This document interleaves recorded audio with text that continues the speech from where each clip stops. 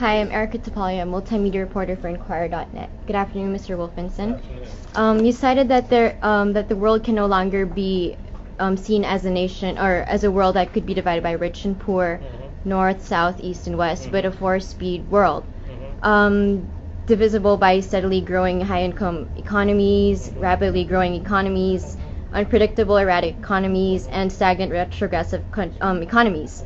So are there creative ways to overcome global inequity, or will there always be an impoverished group? I think the point that I was making is that until 15, 20 years ago, the world was seen as being in two groups. The rich countries, which was the United States and Europe and the OECD countries, and they had 80–85% of the world's wealth. And then there was the rest. And that was roughly 1 billion people being in the rich group and 5 billion people being in the developing countries. And they were all lumped together. The change that I think is occurring is that the 5 billion that was all lumped together is now going to grow to 8 billion people over the next 45 years. And that within that group you're going to find a very large middle class and quite a lot of very rich people.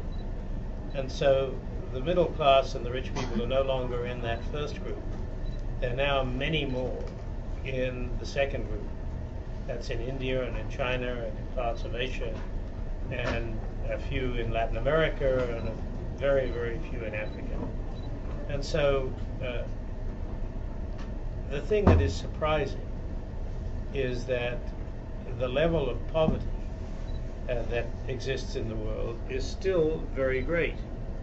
You will have 2.5 billion people in the African continent, and they don't have much growth. You have hundreds of millions of people still left behind in Asia. And so it will not surprise me if you don't see a very large drop in the absolute number of people in poverty.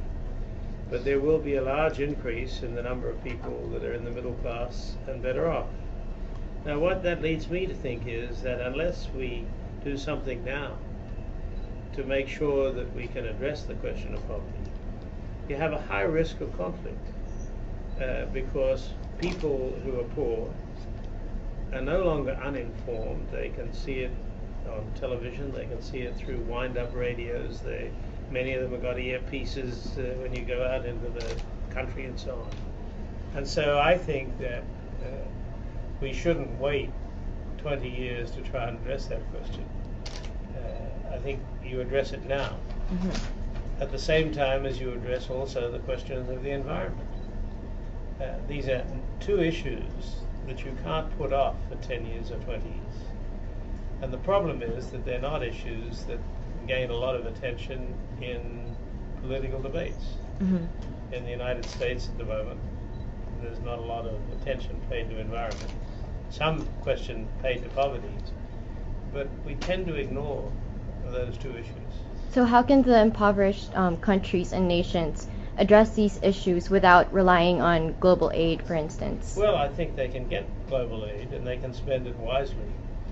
But I also believe that in countries that are impoverished, that they can do a lot themselves. Good governance in countries can make a huge difference. Education can make a huge difference. And I have seen in countries in Africa that really focus on trying to lift themselves up, countries in Asia that try and lift themselves up, you can see that a lot can be done if the leadership is the same. The truth of the matter is that after World War II, a lot of countries in Asia were exactly the same level of poverty as countries in Africa. They didn't pull themselves up because the United States or England gave them lots of money.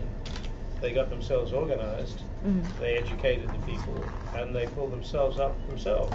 And an example would probably be India and China, as you cited earlier. Well, I think China did it before India, but 15 years later India has done it. They had different situations. India was a colonially managed country, but they're two of the biggest examples. But they're not just that. If you look at countries in the region of Korea, South Korea, even Thailand, Singapore, Malaysia, these are all countries that have advanced. And not because of outside assistance, but because they got themselves together and decided that they wanted to improve the lot of their people. Surprising.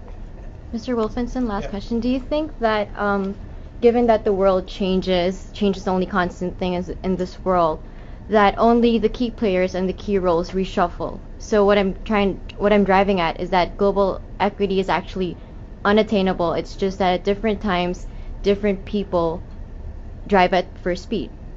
I think that the world is changing today cyclically in a way very different than in my lifetime. When I grew up, it was Europe and the United States. What is going to happen when you're my age is that you'll look back and you'll say it was China, India, and Asia, because that's where the action is going to be. But you'll probably, when you're my age, say, what the hell is happening in Africa? What the hell is happening in some parts of China and in some parts of India and in some parts of the Philippines, where the people have got nothing, and where they're now informed and where they're getting angry, and where they'll go out and shoot you, or they'll do something to disturb things. And that's not something that you wake up to when you're 70 years old if you want to do something about it. It needs to be done now because you need progressively to improve the conditions in society. And all the signs are there. I mean, there is no mystery about what will happen. Maybe I'm out 10 years. Maybe I'm out by 500 million in terms of people. But the direction is clear. And what troubles me in relation to both population and to environment is that we all know what will happen. It might happen 5 years earlier or 5 years later, but the direction is clear. And what I'm constantly amazed by is that politicians and leaders stand back and do nothing. Part of the reason is that they're elected on short-term issues. They're elected on what's going to happen tomorrow, just as what they're talking about in the United States. They're not talking about long-term issues. They're talking about when you get in and out of wars and when you do various other things. But it's a short-dated set of issues. And my worry about developing countries in general is that there is an opportunity now to try and address issues with some part of the resources of the country that need to be diverted now, and which have leverage now. So the next dollars put into education now and into health now will have a huge impact going forward. And X dollars put into preschool education, X dollars put into food supplements for kids in their first, second and third years. Mm-hmm. Change the effectiveness of that population 15-20%. Everybody knows it, and yet we do nothing about it. And so I just keep screaming this stuff, hope that someday someone will listen. And it's not going to be my problem, but it is going to be your problem. And that's why I think countries like the Philippines have within their power, they have the wealth to do it, they have the capacity to do it. And it's my hope that you will do it, which is why I came down here, one of the reasons.